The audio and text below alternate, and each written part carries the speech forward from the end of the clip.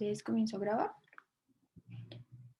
Listo. Entonces, para dar inicio a la segunda parte de la tutoría de irrigación del sistema nervioso central y sus síndromes asociados, pues ya vimos la parte de la circulación anterior, tanto de las ramas de la arteria cerebral anterior como las ramas de la arteria cerebral media, y la única que nos falta por ver es la circulación posterior y por tanto, pues las ramas de la arteria cerebral posterior. Entonces, eso es pues lo que vamos a ver. Les pongo este caso en primer lugar, me pareció muy bueno para ir desarrollándolo a lo largo de la tutoría. Lo voy a decir rápidamente, simplemente una mujer de 63 años que comienza con un cuadro clínico de 6 semanas de evolución como de visión borrosa, sobre todo en el ojo derecho, una cefalea retroorbitaria en la parte izquierda. Y adicionalmente, cuando le hacen el examen físico de los nervios craneales, descubren una hemianopsia homónima derecha, que es precisamente lo que vemos en la imagen de abajo, que tiene el campo visual de la derecha completamente alterado. ¿Listo? Entonces, tener esto muy en cuenta a lo largo de la exposición. Entonces, como ya vimos, pues la circulación anterior depende completamente de la arteria carótida interna, mientras que la circulación posterior va a depender completamente de la arteria vertebral. Como vemos, ambas salen pues del arco aórtico. Sin embargo, pues vamos a ver que la circulación anterior, como ya lo vimos la tutoría pasada, pues va a salir de la carótida, mientras que la circulación posterior va a salir y se va a originar de la arteria subclavia. ¿Listo? Entonces, comenzamos en primer lugar por la arteria subclavia, que es esta que vemos aquí, que sale como tal, pues de el callado aórtico, como ya lo habíamos visto. Posterior a eso, vemos que la primera rama que sale van a ser las arterias vertebrales, que van a discurrir por los forámenes transversales de las vértebras hasta el nivel de C1 más o menos, en donde ingresa por el foramen transverso al cráneo. Aquí vemos pues en ambos lados cómo discurre, ¿cierto? Diferente a cómo discurre la carótida. De las arterias vertebrales, ambas se van a juntar para formar la arteria basilar, que va a ser la medial, que ya vamos a ver a continuación, que va a discurrir por todo el tallo encefálico. De la arteria basilar también van a salir unas ramitas más pequeñas que abrazan y penetran el tallo, que van a ser las arterias pontinas. Pontinas, por su nombre, se puede inferir que lo que van a irrigar van a ser las estructuras de la protuberancia, y la arteria laberíntica, que si le suena la palabra laberíntica o laberinto, nos indica algo hacia el oído. Entonces esta arteria pues va en esa dirección. Finalmente, ambas arterias vertebrales se juntan para formar la arteria espinal anterior, que va a ser pues la que va a irrigar la parte anterior de la médula espinal. ¿Listo? Entonces, aquí vemos las arterias vertebrales cómo se juntan para formar la basilar, ¿cierto? De aquí salen de inferior a superior o de caudal a rostral, va a salir la arteria cerebelosa posterior-inferior, también conocida como pica, que es esta que sale en la parte inferior y va a irrigar lo que es la parte posterior-inferior del cerebelo. Posteriormente sale la arteria cerebelosa anteroinferior, también conocida como AICA, que asimismo va a abrazar el tallo encefálico y llegará a penetrar dentro del cerebelo. Adicionalmente tenemos la arteria cerebrosa superior, también conocida como SUCA, que va a ser esta que vemos aquí arribita, discurre por encima del cerebelo y va a irrigar pues, la parte superior y una parte media del cerebelo. Aquí en la mitad vemos las arterias pontinas y la arteria laberíntica que salen de la arteria basilar.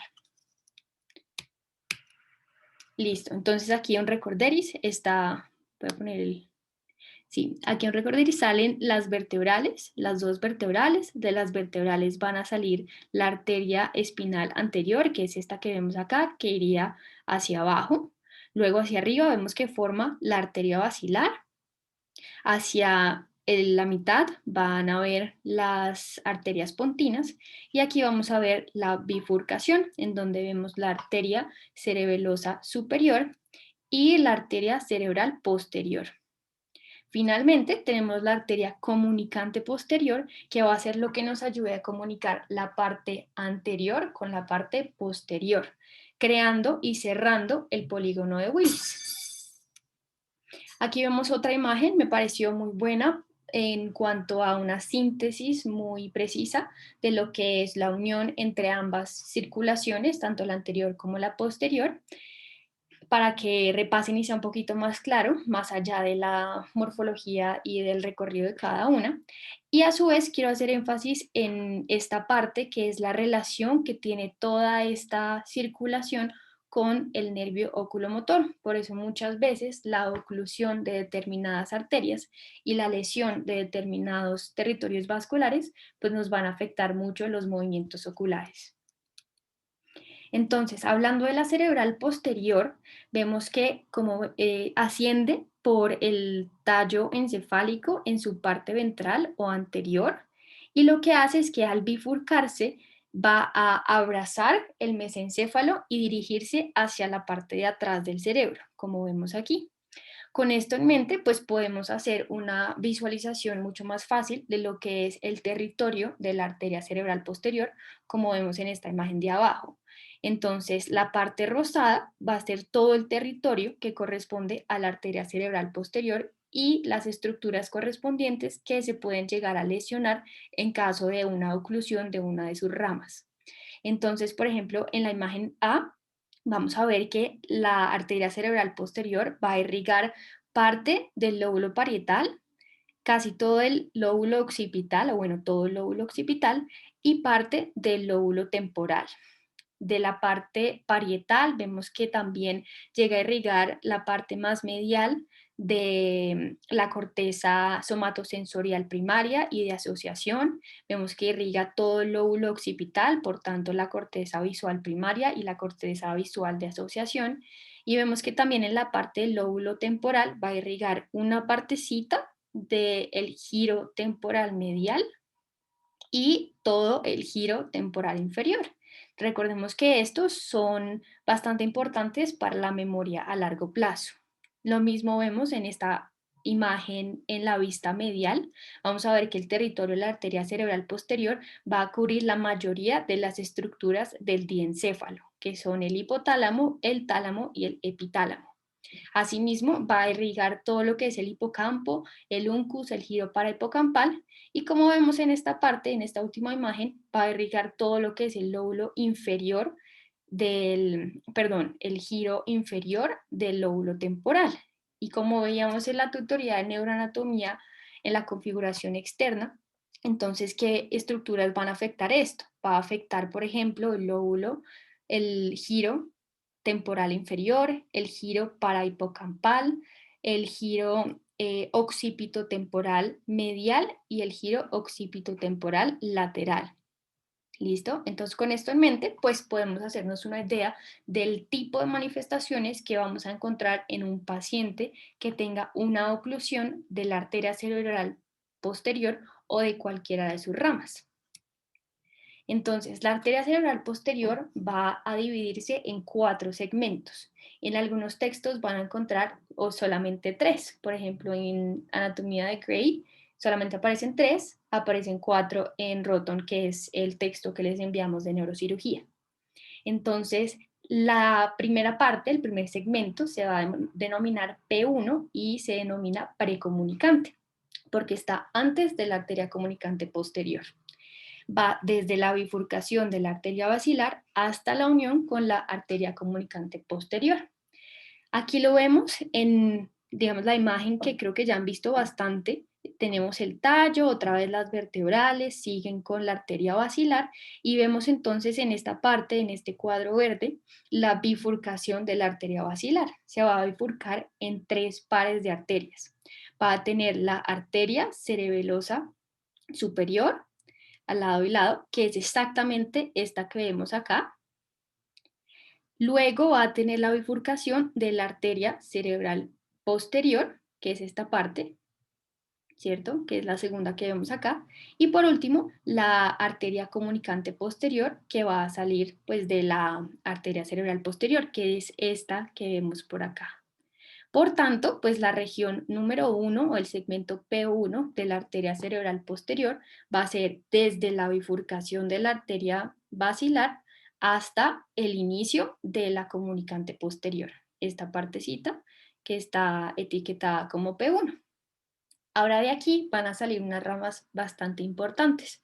¿Cuáles son estas? Las primeras son las tálamo perforantes, también las van a encontrar como paramedianas. Estas lo que van a hacer es, como su nombre bien lo dice, pues perforar el tálamo, van a llegar hasta el tálamo y van a irrigar la parte anterior, la parte superior e inferior del tálamo. En esta parte vemos la arteria basilar, esta sería la arteria cerebelosa superior, seguimos con la arteria cerebral posterior y estas ramas que vemos aquí que emergen van a ser las tálamo perforantes. Asimismo, vamos a tener las talamogeniculadas, que son estas que vemos acá, que también salen de esta parte, pero salen de una parte más distal. Estas lo que van a hacer es irrigar el aspecto central y posterior del tálamo y asimismo van a irrigar los cuerpos geniculados. Entonces acordémonos que los cuerpos geniculados hay unos mediales y hay unos laterales. Los mediales son los que participan en la vía auditiva y los laterales son los que participan en la vía visual. El siguiente rama importante de la precomunicante son las arterias coroideas posteromediales, que son estas que vemos acá, en el número 6, chiquitico, que dan la vuelta subyacente al cuerpo calloso. Y estas van a ser importantes porque van a irrigar y van a ser parte del plexo coroideo. Recordemos que el plexo coroideo es aquel encargado de producir el líquido cefalorraquídeo. Por último, vamos a tener las arterias o las ramas interpedunculares que, como su nombre bien lo dice, pues van a irrigar todas estas estructuras que hacen parte o que están dentro de los pedúnculos o cerca a ellos. Entonces, por ejemplo, van a ayudar a irrigar el núcleo rojo, que es aquel que nos ayuda a regular el tono muscular. Van a irrigar la sustancia negra bilateral, que como lo van a ver en el siguiente caso, es muy importante para la liberación de dopamina y el control motor. Van a irrigar asimismo la sustancia reticular, que nos ayuda con el sistema de alertamiento del cuerpo. Van a irrigar también el etnisco medio, que nos ayuda en las vías somatosensoriales. Y por último, van a irrigar el fascículo longitudinal medial, que como veíamos, pues es una fibra o es una serie de fibras de sustancia blanca que nos van a ayudar también, por ejemplo, con los movimientos oculares. El segmento P2 va a ir desde la unión con la arteria comunicante hasta el borde posterior del mesencéfalo. Aquí les puse varios ejemplos. Entonces tenemos la región P1, aquí sería la arteria comunicante posterior y a partir de aquí comienza el segmento P2, que básicamente le va a dar toda la vuelta al mesencéfalo. Entonces va a tener dos partes. P2A, A de anterior, que va a ser aquel que pase por los pedúnculos y también pues envía algunas ramificaciones hacia ellos. O P2P, P de posterior, que se va a ir por todo el aspecto lateral del mesencéfalo. Esto es lo que vemos aquí en verde. Esta sería entonces la arteria comunicante posterior. A partir de aquí comienza P2A, A anterior, o peduncular, como pueden ver, se relaciona directamente con los pedúnculos, y P2P pues va a ir en el aspecto lateral del mesencéfalo. El segmento P3 o cuadrigémino va a ir desde el borde posterior del mesencéfalo hasta el límite anterior de la cisura calcarina. De aquí, en algunos casos, que es este que vemos aquí, en algunos casos salen las arterias coroideas posterolaterales, que a su vez pues van a ayudar también a irrigar el plexo coroideo. Finalmente, vamos a tener las corticales o los segmentos P4, que van a ser todos aquellos que discurran por la cisura calcarina en el lóbulo occipital y algunos en el lóbulo temporal y parietal. ¿Cuáles son estos? La primera es la arteria del esplenio, que es esta que vemos acá, que está enumerada con el 7, está justo por encima del cuerpo calloso y lo que nos va a ayudar es a irrigar el esplenio del cuerpo calloso, que es la última parte. Otra es la arteria temporal posterior, que es la que vemos aquí. Esta nos va a ayudar a irrigar lo que son los lóbulos temporales, occipitales y el giro lingual. La temporal anterior, que es esta que vemos acá, nos va a ayudar también a irrigar todo lo que es la superficie anteroinferior del lóbulo temporal. La temporal media, que nos ayuda a irrigar pues, la superficie más interna del lóbulo temporal, la arteria hipocampal, como su nombre bien lo dice, que está por aquí, nos va a ayudar a irrigar el uncus, que recordemos que este nos sirve para la percepción del olfato, el giro parahipocampal y el giro dentado, todo relacionado con una función de memoria predominantemente. La arteria parieto-occipital, también muy importante, que va a ser aquella que vemos aquí, y nos ayuda a irrigar la cuña, la precuña y el giro occipital lateral. Esto con el fin de ayudar a la función de la visión en la corteza visual primaria. Por último, la arteria calcarina, que nos va a irrigar completamente la corteza visual. Aquí esta es una imagen que aparece en Roton, me parece súper útil y creería que es lo más sintetizado y lo más visual que se puede llegar a entender la circulación en los territorios de la arteria cerebral posterior. Entonces vemos que en rojo está todo el territorio de la arteria hipocampal, lo que nos va a irrigar uncus, giro parahipocampal, hipocampo. Todo lo amarillo, que van a ser estas partes del lóbulo, de la parte inferior del lóbulo temporal, que son todas las arterias temporales, y la anterior, la posterior y la media. Verde va a ser la irrigación o el territorio de las arterias calcarinas, es decir, aquí cualquier oclusión de esta parte pues nos va a llevar a una manifestación visual.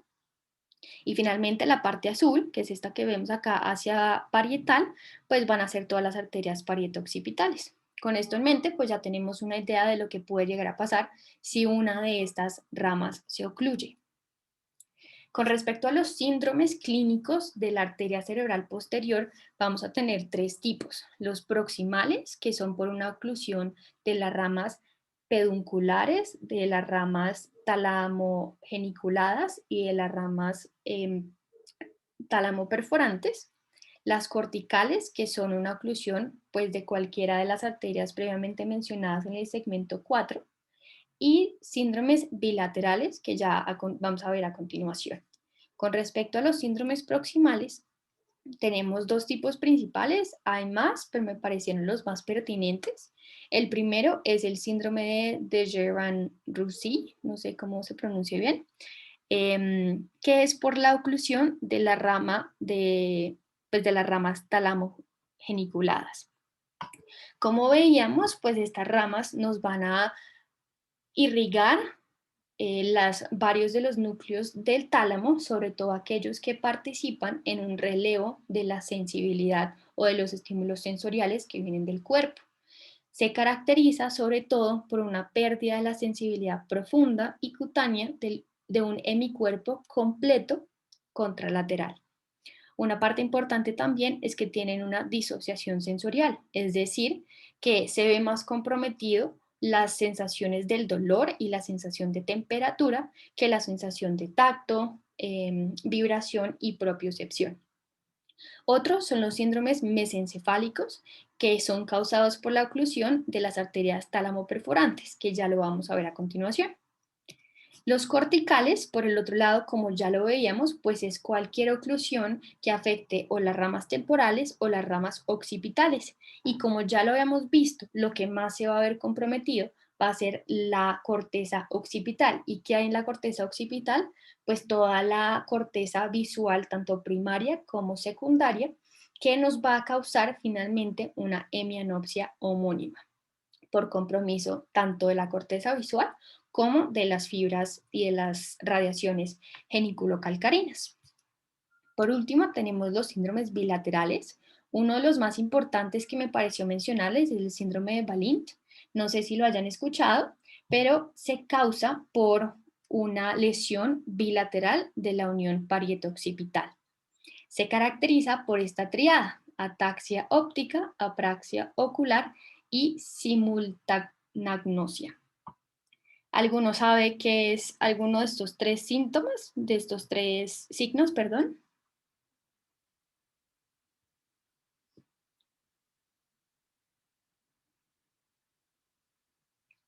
Listo, no hay problema. La ataxia óptica es un trastorno de la coordinación entre la visión y el movimiento de la mano. La apraxia ocular va a ser una incapacidad para realizar movimientos oculares horizontales, ya sea de forma voluntaria o bajo una orden verbal. Y la simultanagnosia va a ser la incapacidad del individuo de percibir más de un objeto a la vez.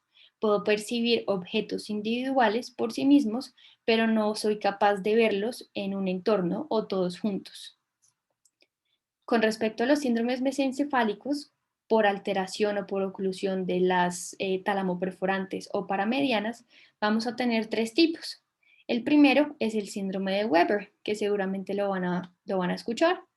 Se caracteriza por una parálisis del tercer par craneal, una hemiparesia contralateral causada por una isquemia del tracto córtico espinal. Vemos acá parte del tallo encefálico y vemos la alteración como tal de la oclusión que genera en el síndrome de Weber. Entonces, afecta sobre todo esta parte. Si lo correlacionamos con la anatomía, si afecta esta parte, pues va a afectar sobre todo parte de la sustancia negra y parte de pues del tracto córtico-espinal como tal. El síndrome de Claude también va a tener una parálisis del par craneal 3, una hemiataxia contralateral por isquemia del núcleo rojo. Acuérdense que el núcleo rojo nos ayuda a regular el tono muscular y por alteración del pedúnculo cerebeloso superior. Entonces, como vemos, la región que se ve afectada pues va a ser un poquito distinta a la del síndrome de Weber, ¿cierto? Que es esta parte. Si lo correlacionamos con la parte anatómica, vamos a ver aquí el núcleo rojo. Vamos a ver aquí una poquita parte afectada de los núcleos oculomotores que explica la parálisis del tercer par craneal y de los pedúnculos cerebelosos como tal. Finalmente, si yo sumo esta parte con esta parte, es decir, sumo lo que representa el síndrome de Weber con el síndrome de Claude, me va a dar el síndrome de Benedict. Como ven, afecta toda esta parte del mesencéfalo. Entonces va a tener parálisis del tercer par craneal, como las otras dos, va a tener hemiparesia contralateral, como las otras dos. Adicionalmente, se va a caracterizar por temblor y hemicorea o hemiatetosis, que son movimientos anormales, ya sea por isquemia del tracto córtico espinal, oclusión de la irrigación de los pedúnculos cerebelosos superiores y oclusión del núcleo rojo. ¿Listo? Entonces se va a ver comprometida toda esta parte, los pedúnculos cerebelosos, la sustancia negra, el núcleo rojo y parte de los núcleos oculomotores. Todo esto haciendo relación y una integración con los conceptos anatómicos que ya habíamos visto. Listo, ahora ya vimos la arteria cerebral posterior, que es la más importante, la que más me interesa que se lleve en el día de hoy. La arteria vertebral, como ya lo vimos, son las dos que van a formar la arteria basilar, es decir, son las principales o las más caudales de la circulación posterior. Estas, como ya lo vimos, pues van a salir de la subclavia y salen y discurren por entre los forámenes transversales de las vértebras, ¿listo? Hasta ascender, entrar al cráneo y formar la arteria basilar.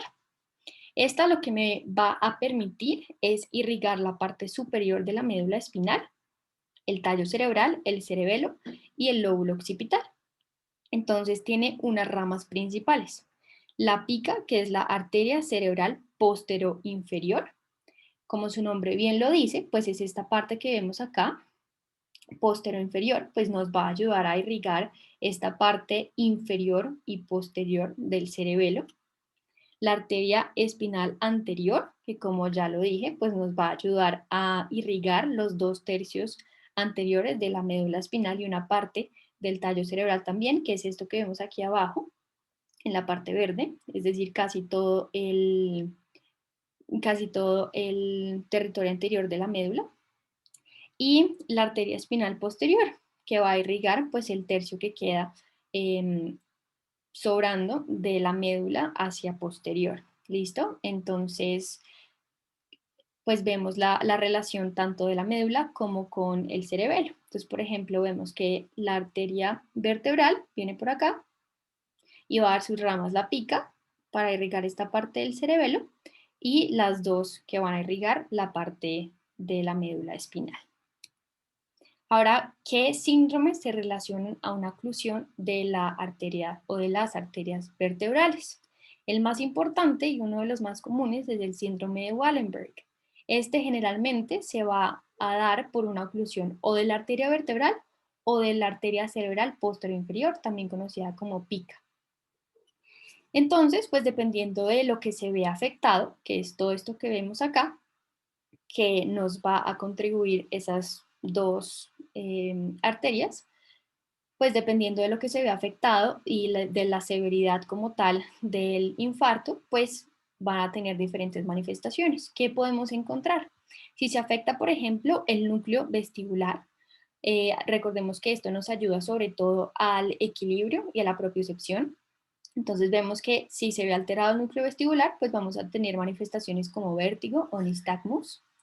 Si se ve alterado el tracto espinotalámico, pues entonces vamos a ver una alteración contralateral de la sensación térmica y del dolor, que es este que vemos acá. Si se altera, por ejemplo, el tracto simpático descendente, vamos a tener lo que se denomina el síndrome de Horner ipsilateral, que se caracteriza por miosis, que es la constricción de la pupila, ptosis, que es cuando se baja el párpado, y anhidrosis, que es una disminución en la sudoración de una hemicara.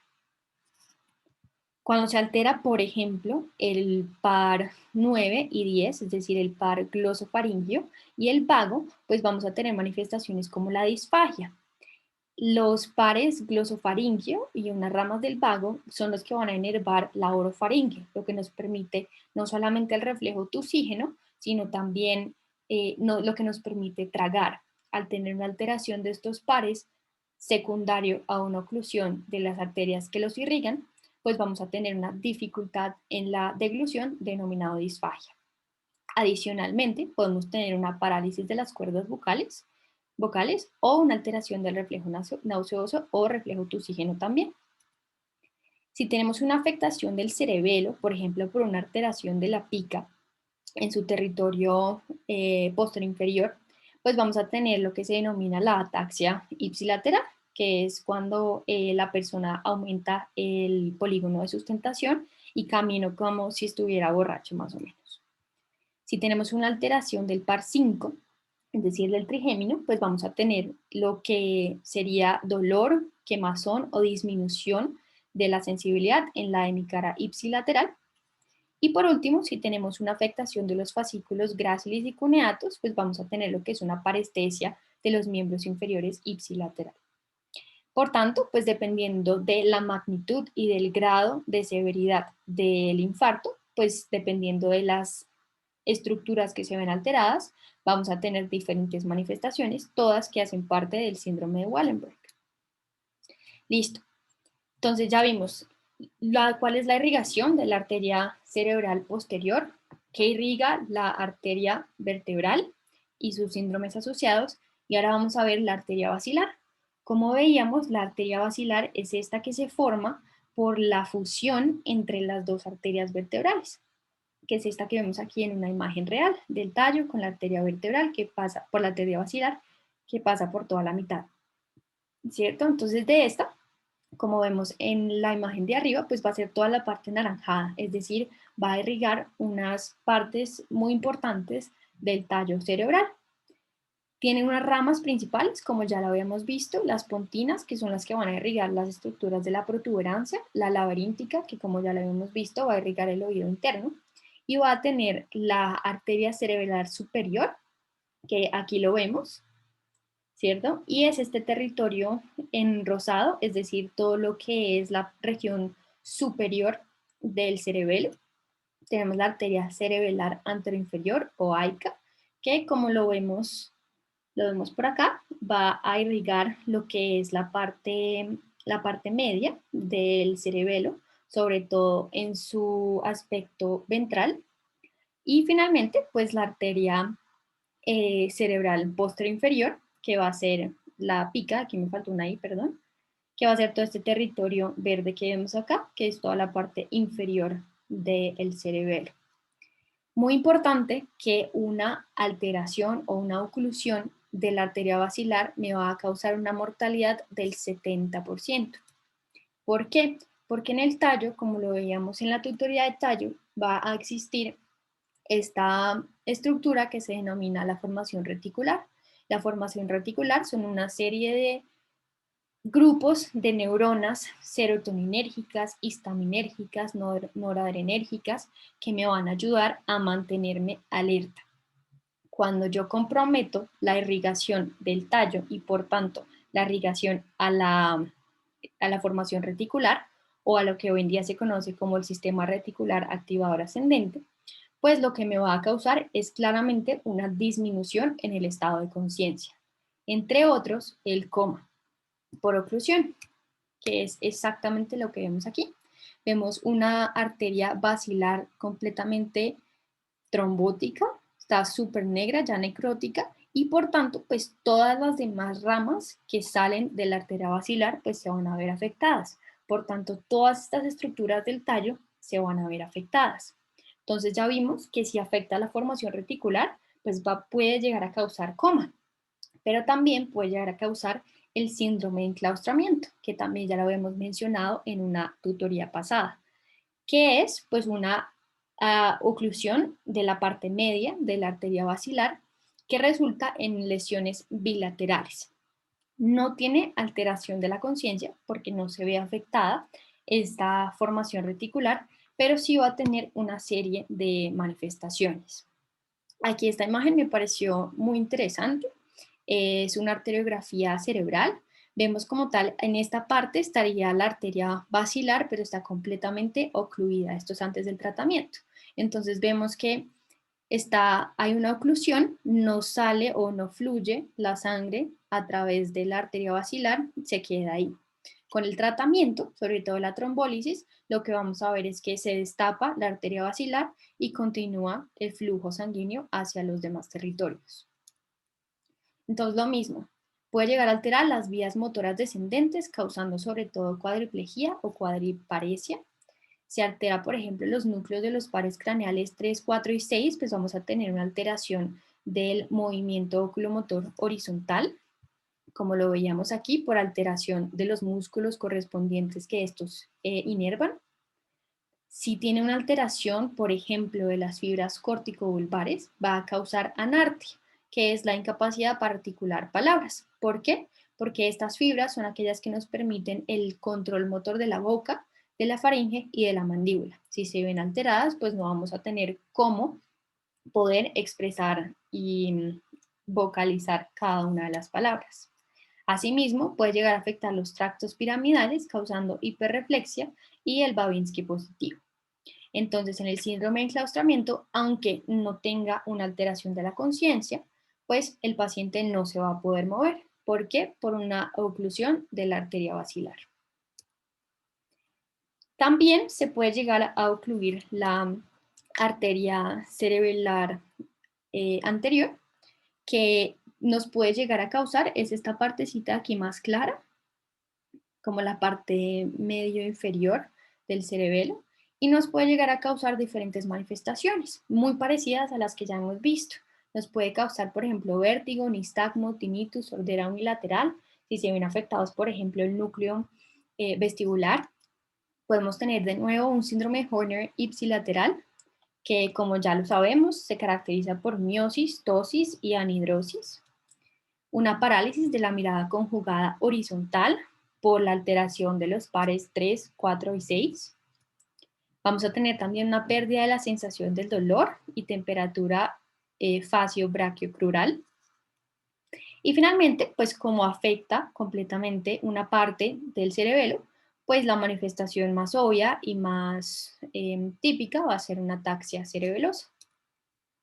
Finalmente, tenemos la oclusión de la arteria cerebelar superior. Esta va a ser bastante similar a las otras, porque todas tienen un compromiso del cerebelo. Y como sabemos, pues el cerebelo va a tener una función específica en la coordinación de los movimientos. Entonces, cualquier alteración de cualquiera de sus ramas, pues va a causar una posible ataxia. En este caso, una ataxia ipsilateral, por compromiso de los pedúnculos cerebrales medio y superior, que son los que vemos acá. También puede llegar a comprometer el tracto espinotalámico, lo que nos da una alteración sensitiva del dolor y de la temperatura. Y también, como ya habíamos visto en los otros, puede llegar a causar el síndrome de Horner ipsilateral, que repito, se compone de miosis, tosis y anhidrosis. Por último, puede llegar a causar náusea y emesis, porque en el tallo se ubica el centro del vómito. Eso lo van a ver en el área de gastro un poquito más adelante, pero pues se los adelanto y ahí la razón por la cual lo causa. Eso con respecto a la circulación posterior. Como ven, es un poquito más corto que la circulación anterior, pero igual de importante. Aquí les pusimos esta diapositiva sobre los infartos lacunares porque es muy importante. Por ejemplo, a mí me lo preguntaron cuando yo pasé por tercero y sí, me acuerdo perfectamente que fue una de las preguntas. Entonces, es simplemente tener muy claro que con los infartos lacunares son aquellos que se producen por la oclusión de las arterias lenticulostriadas de la cerebral media que van a alterar pues la parte de pues como de los ganglios basales más que todo. Entonces, dependiendo de lo que altere, pues van a haber diferentes manifestaciones. Uno de ellos que ya le habíamos visto es el síndrome motor puro, generalmente asociado a una alteración o una oclusión de las arterias correspondientes a la irrigación de la cápsula interna, sobre todo del brazo posterior. También podemos tener un síndrome sensitivo puro, que se ve más que todo afectado por la irrigación alterada del tálamo o del brazo posterior de la cápsula interna en su parte más distal. Podemos tener también un síndrome mixto o un síndrome sensorimotor, que se caracteriza generalmente por hemiparesia o hemiplegia de la cara, del cuerpo, perdón, del brazo y de la pierna, es decir, facio braquio crural, con alteración del movimiento.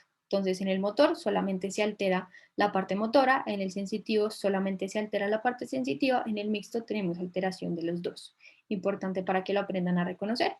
Estas últimas dos no hago tanto énfasis, sin embargo, también es importante mencionarlos, la hemiparesia táxica y el síndrome disártrica o mano torpe, que básicamente se caracterizan por afectación de la cápsula interna, de la corona radiada y de la base de la protuberancia.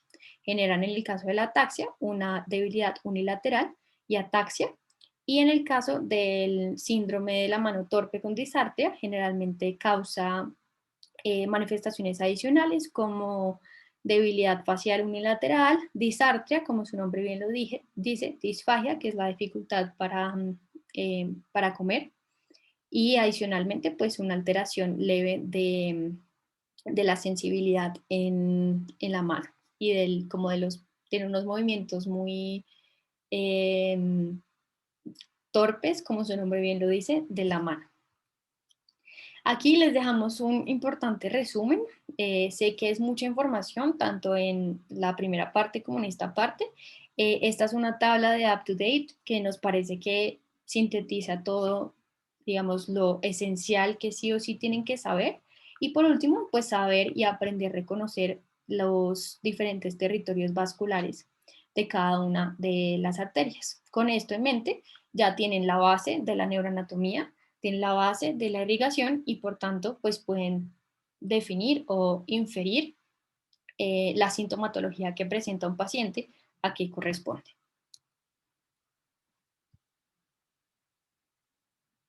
Listo.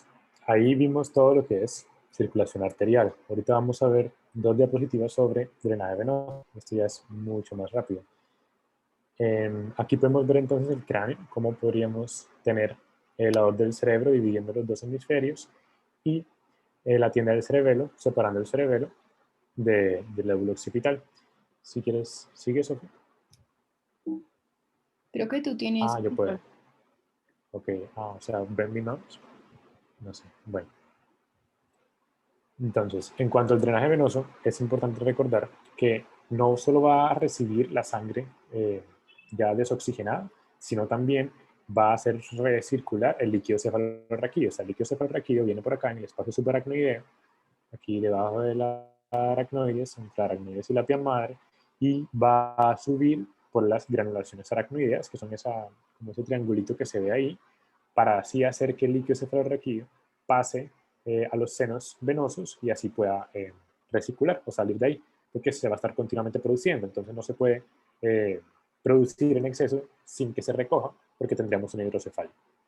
Entonces, les voy a mostrar cuál es el drenaje venoso, las partes más importantes del drenaje, pero se las voy a mostrar en una aplicación. Si quieres, Sofía, deja de compartir un segundo.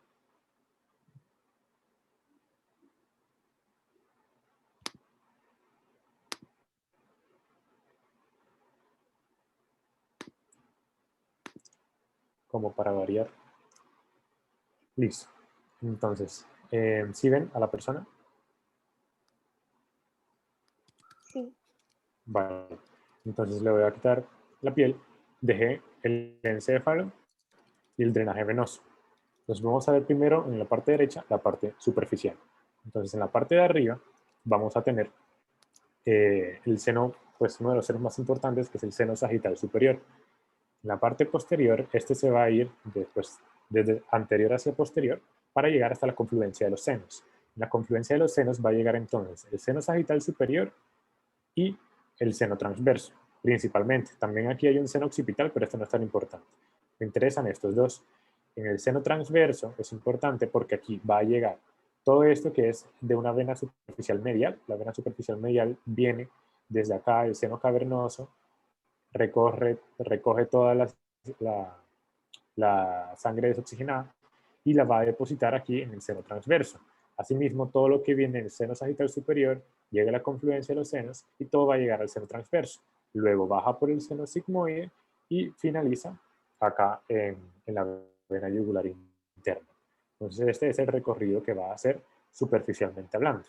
Ahora, si vemos la parte profunda, vamos a discutir dos áreas importantes, que son en la profundidad, vamos a tener acá atrás la vena magna o la vena cerebral magna o vena de Galeno, que lo que va a hacer es recoger la sangre venosa que viene del diencéfalo a través de las venas basales, o aquí salen como las venas basales, luego se convierten en la vena de Galeno o magna y se va a comunicar con el seno sagital inferior. El seno sagital inferior, así paralelo al seno sagital superior, va a llegar a este punto y ambas, el seno sagital inferior y la vena de Galeno, se van a convertir en el seno recto. Este seno recto es el otro que va a llegar a la confluencia de los senos. Ahora que todo llegó acá, vamos a bajar otra vez por el transverso, luego por el sigmoide, que tiene ese nombre porque miren que tiene una forma de S, y va a llegar a la vena yugular. Ahora bien, todo esto es un drenaje que hay anteroposterior en ese sentido, pero superiormente hablando. También hay uno que es inferior, y se los muestro aquí, si ven esta bola gigante, es el seno cavernoso, que ya habíamos hablado de que había una porción de la arteria carótida interna que pasaba por ahí. ¿Alguien se acuerda cuál es? C3. Perfecto. Entonces lleva justamente ese nombre, porción cavernosa, y les voy a mostrar aquí la arteria para que vean cuál es la relación que tiene. Miren, esta es la arteria carótida interna. Miren cómo pasa literalmente dentro del seno cavernoso, y asimismo encontramos ahí al lado este ganglio, que es el ganglio trigeminal o ganglio de Gásser. Y por eso, cuando tenemos una alteración aquí, se pueden presentar manifestaciones del trigémino.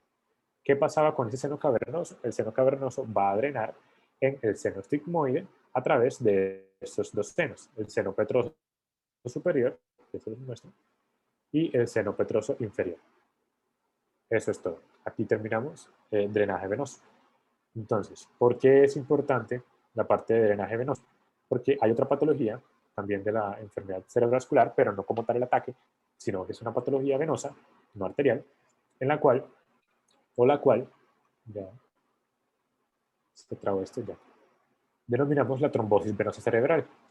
¿A qué se debe la trombosis venosa cerebral? Bueno, a una oclusión o algo que está generando un compromiso del drenaje venoso cerebral y por lo tanto va a haber una contrapresión en los capilares, o sea, va a aumentar la presión en las venas, entonces los capilares, que son los que llevan la sangre pues, arterial, no va a poder drenar con normalidad o con facilidad, entonces va a incrementar la presión, generando que haya un aumento de la presión hidrostática, entonces va a haber congestión, edema y menor perfusión, generando una isquemia cerebral y en consecuencia puede llegar a presentar un hematoma cerebral. La etiología de estas son todas las causas que pueden generar una trombosis venosa cerebral. Sin embargo, me voy feliz si ustedes recuerdan que la hipercoagulabilidad es el factor común entre todos los trastornos. O sea, una trombosis venosa cerebral generalmente tiene que presentar hipercoagulabilidad para poderse presentar esta manifestación. Aquí hay otra serie de causas y la otra que me importa es que tengan claro que otro factor común en estas personas que presentan estas trombosis es la deshidratación y por lo tanto en el tratamiento es algo de lo que vamos a tener en cuenta. ¿Cómo se va a ver una persona que tiene una trombosis venosa cerebral?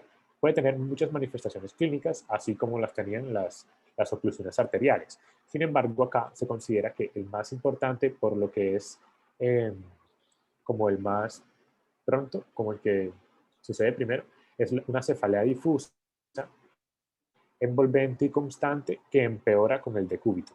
Así los pacientes también pueden tener visión borrosa, que se presenta por papiledema, asimismo manifestaciones oculares por una disminución en la perfusión de los nervios ópticos, hay una afección en la cognición, pero esto usualmente se va asociado cuando es de larga data, unos signos neurológicos focales o crisis epilépticas, que esto ya sería más que todo cuando el paciente presenta alteraciones en la parte lateral, como la convexidad cerebral, obnubilación, que puede desencadenar en coma, que particularmente se ve cuando tenemos disfunción biemisférica o de ambos tálamos o del tronco encefálico, como lo que les mencionaba Sofía antes del sistema reticular activador ascendente.